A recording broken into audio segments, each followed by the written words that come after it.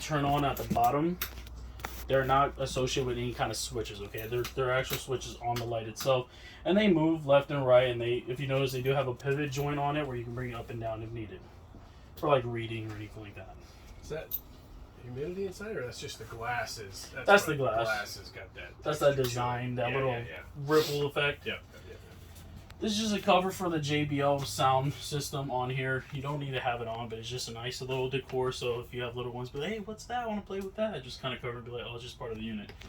But besides that, it's just basically radio system.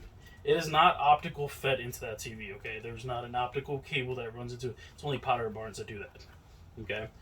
This one's just simply, if you hit source, you do have AM, FM radio. You do have a USB port, which is right there, where you can tap in like a phone or iPod or anything like that directly to it.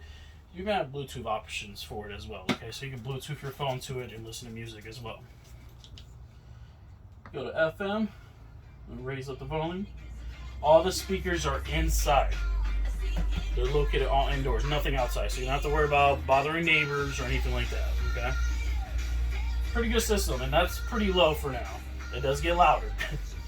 Alright? But besides that, it's just more for just entertainment, pair up your music, and just have a great time with it, okay?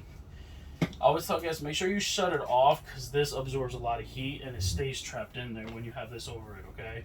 And the module can get pretty hot. Okay, so just make sure you do put that cover over and just make sure it's shut off.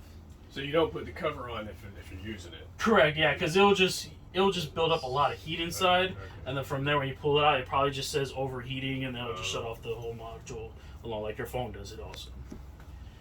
So the USB port is just for the radio itself. If you notice, you have a 110 outlet and an HDMI plug-in port on the side.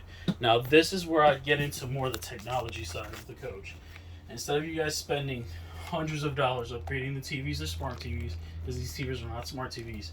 Cheapest and easiest way for you guys to get yourself Fire Stick, Roku Stick, or whatever, plug it right in there. At that point, you don't have to worry about the cord hanging all awkwardly or anything kind of just shifting around. Everything's tucked away in a compartment. That HDMI feeds to both TVs. Okay, there's an HDMI splitter that runs to both TVs. You have to have the same thing on both TVs? Correct, because you only have one input for it, sadly. Unless you want to go directly and unplug that HDMI directly from the TV and then have it, of course, exposed. Okay. That's the only way to kind you of could bypass then plug that. in an iPad or something like that into it if you want it. Okay. But if you just have like one Apple TV or one Fire Stick or anything, just use that. It feeds to both TVs. All you have to do is go to the inputs of your TVs. So right now, what we're looking at is the local channels off the antenna that you have on the roof. Okay. Those are all depending on area. You get spot beams, just pick it up your local area channels. Sure. We're in Fort Myers, and across the canal we have Cape Coral, and we pick up about 33 channels here. Oh, wow. Now, That's it's quite a not lot. guaranteed 33 channels everywhere you go. Yeah, sure. There's guests where they tell me they're in Colorado, and they're only picking up like 3. Just wherever they spot beam that antenna signal. The other option that you have for the TVs to have TV watching is cable television. I'll show you outside where to hook up the coax for that, okay? Between that is the same system of scanning for your local channels, just going to be for cable instead of air or antenna. Okay? Okay. And that's everything up here. One other thing I want to cover is if you notice there's a blue sticker on there that says inverter outlet. Okay?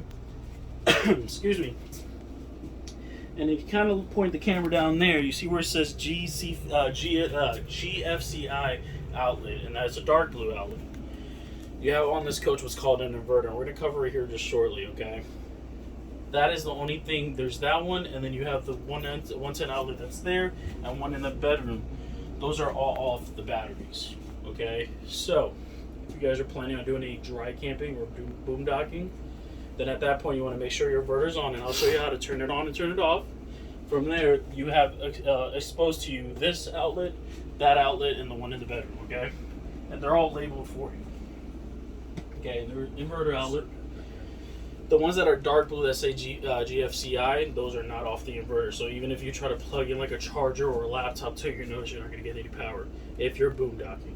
If you're hooked up to shore power, all the outlets work. It doesn't matter if it's on inverter outlet or GFI.